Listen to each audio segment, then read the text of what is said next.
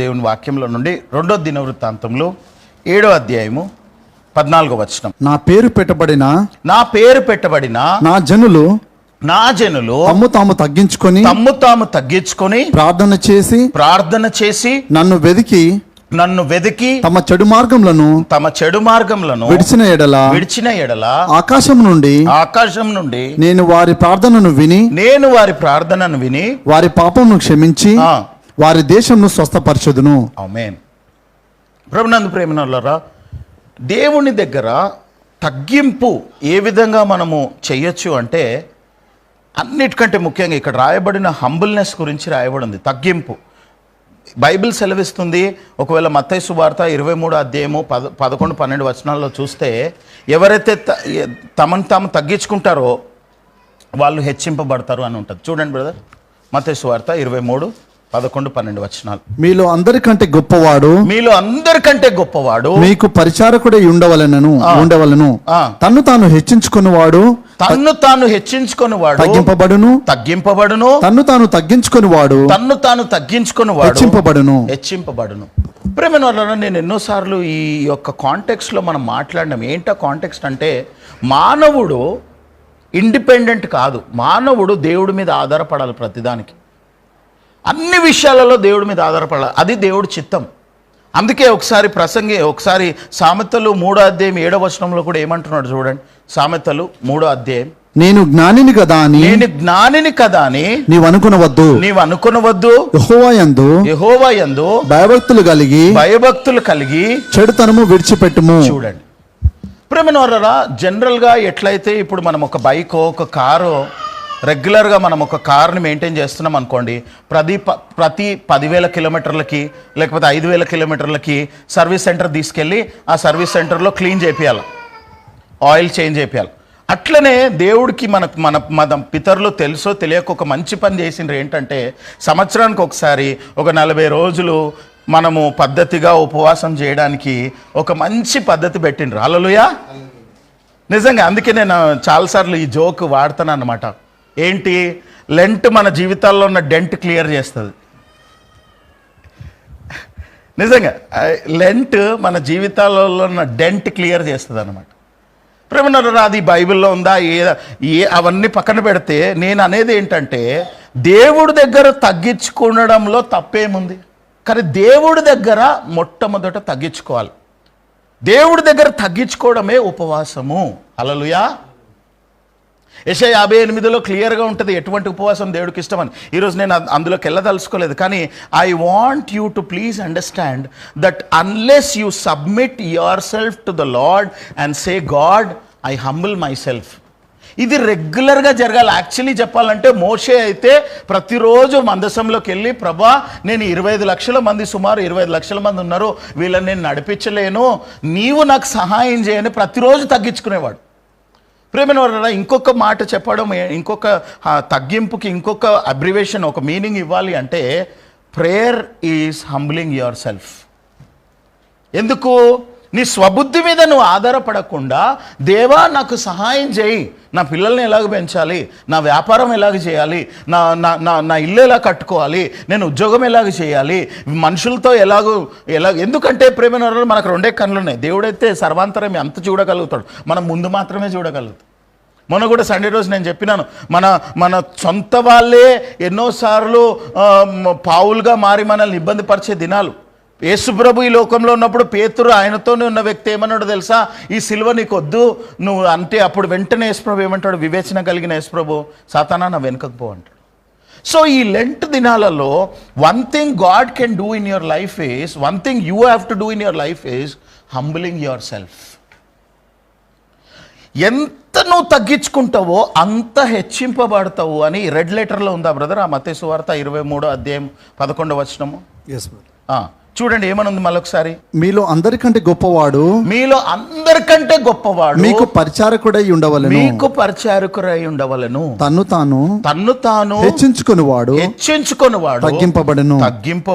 తన్ను తాను తగ్గించుకొనివాడు హెచ్చింపబడును. చూడండి, మానవుడి నైజం ఏంటో తెలుసా? కొంచెం తెలవగానే మెల్లిగా కొమ్ములు పెరుగుతుంటాయి అన్నమాట. అంటే కొమ్ములు అంటే లిటరల్గా కొమ్ములు పెరగవు, కానీ మన లోపల ఓవర్ కాన్ఫిడెన్స్ వచ్చేస్తుంది అనమాట, బ్రతికేయచ్చు అని. మోసెస్ లాంటివాడికే వచ్చింది. ఎట్లా? ప్రేమనరా మొదటిసారి రాయిని కొట్టమన్నాడు, కొట్టిండు. నెక్స్ట్ టైం దేవుడు ఏమనుకోడలే అని మాట్లాడమంటే కొట్టేసిండు. అంటే అందులో కోపం ఉంది, అందులో ఈ మనుషులు నా మాట వినట్లేదు, విసిగిపోయిండేమో. కానీ బైబిల్ చెప్తుంది ఫర్ ఒక విశ్వాసికి ఉండాల్సిన అలవాటు ఏంటంటే ప్రతి దానికి డిపెండ్ అవ్వాలి. ఇది కష్టం చెప్పాలంటే.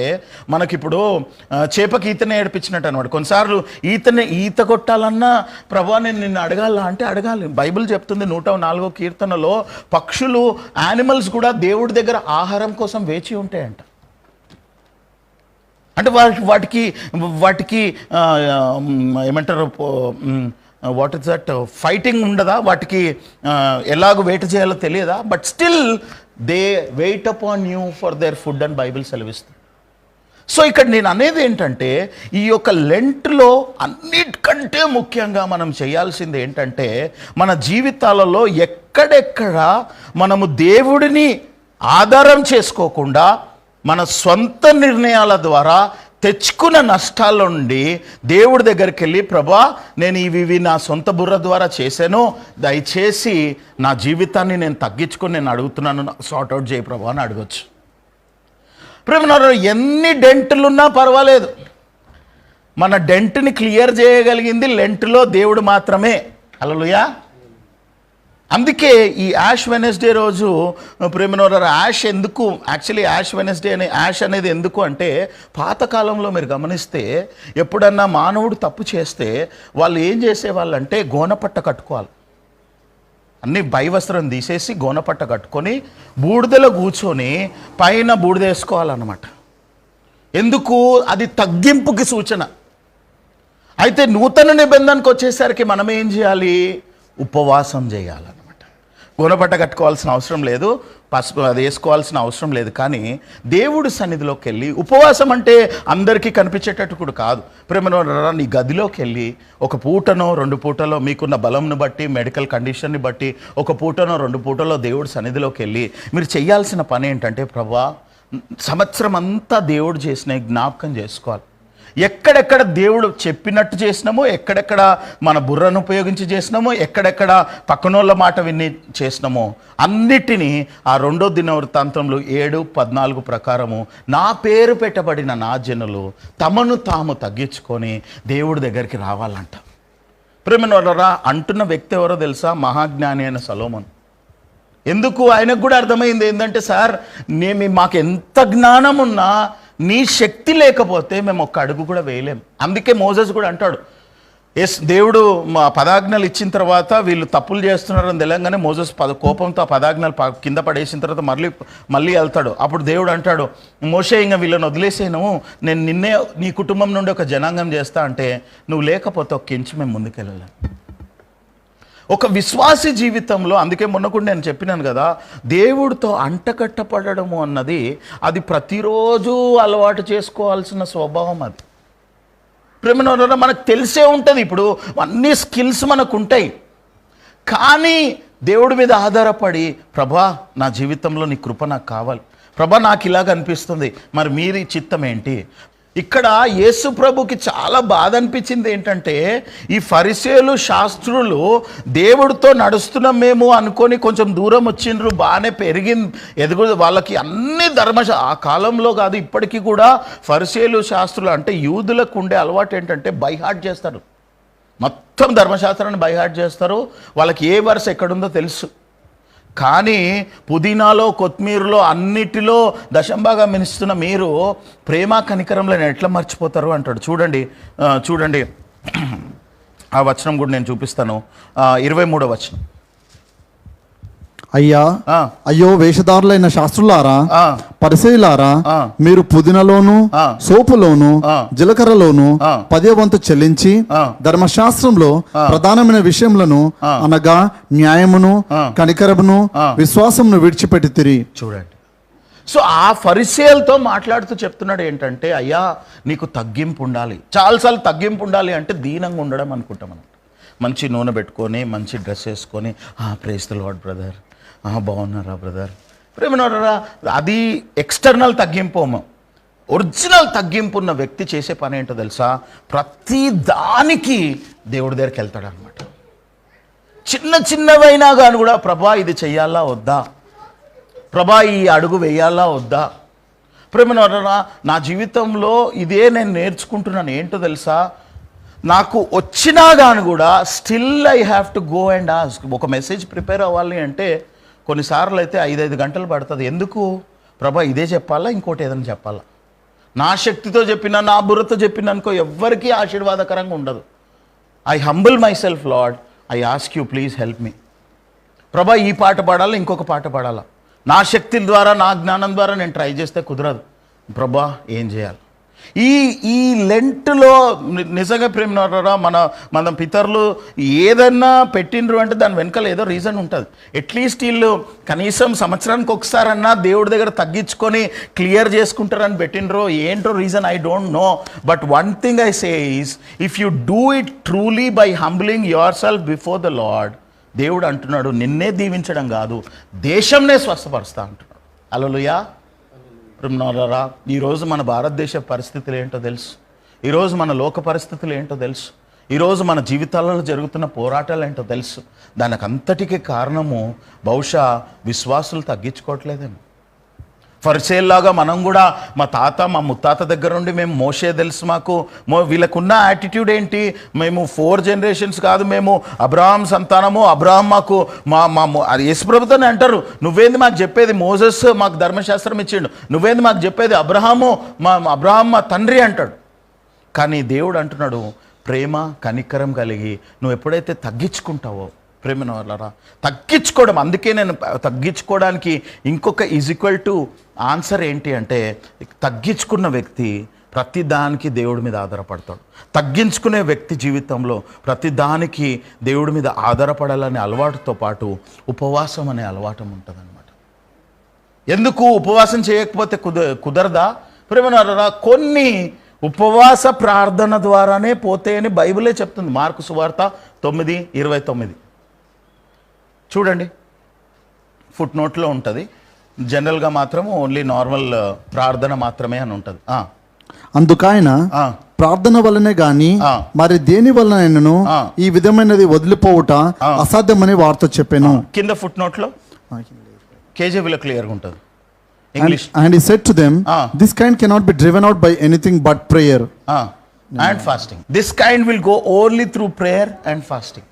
సో అందుకు దేవుడు మన జీవితాలలో ఈ తగ్గింపు అనడానికి నిజమైన మీనింగ్ ఏంటి అంటే, ప్రతి దానికి దేవుడి మీద ఆధారపడ్డము.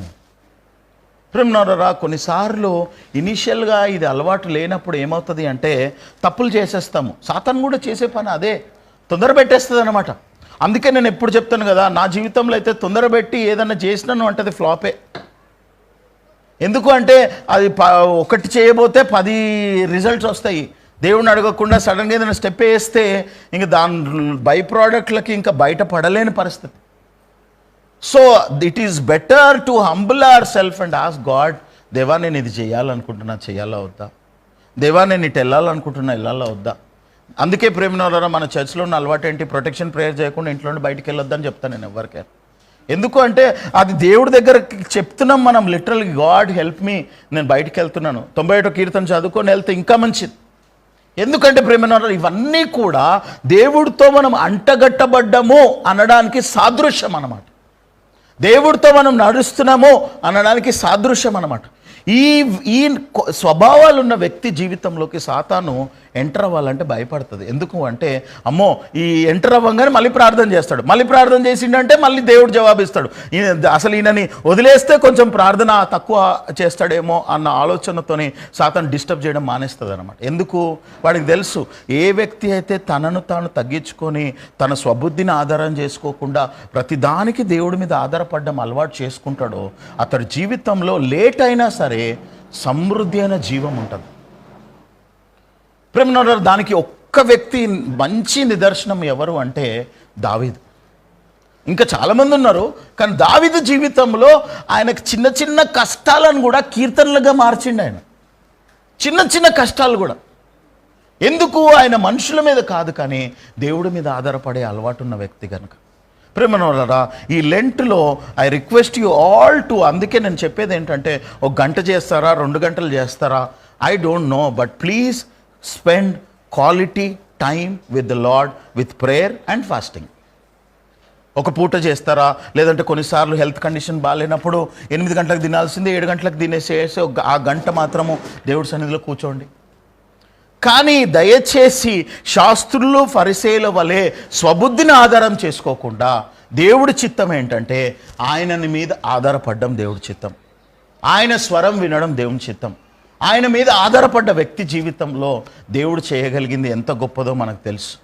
ప్రేమనోళ్ళ, దానియేలు నేను రాజు అయిపోయినాను కదా, నేను ఇంకా ప్రైమ్ మినిస్టర్ అయిపోయినాను కదా, నన్ను ఎవరు హాని చేయగలుగుతారా అని ప్రార్థన మానేసిండా?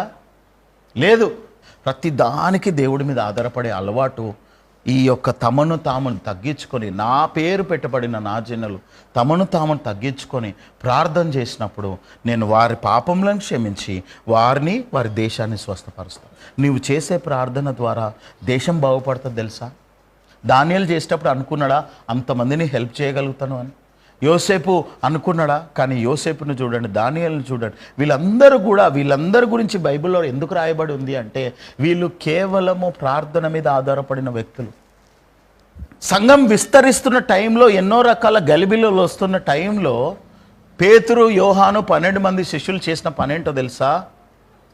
వాళ్ళు ప్రార్థనలో డైవర్ట్ అవ్వకుండా ఇతరులని బాధ్యతలు ఇచ్చి వాళ్ళు మాత్రం ప్రార్థనలో ఉన్నారు. ఈరోజు నీ జీవితంలో కూడా ప్రేమనోళ్ళ, భార్య భర్తలు ఉన్నప్పుడు, పిల్లలు అల్లరి చేస్తున్నప్పుడు, లేకపోతే పిల్లలు తొందర పెడుతున్నా కానీ కూడా, బిజీ ఉన్నా కానీ కూడా, భార్య ఒకసారి రెస్పాన్సిబిలిటీ తీసుకోవాలి, భర్త ఒక రెస్పాన్సిబిలిటీ తీసుకోవాలి.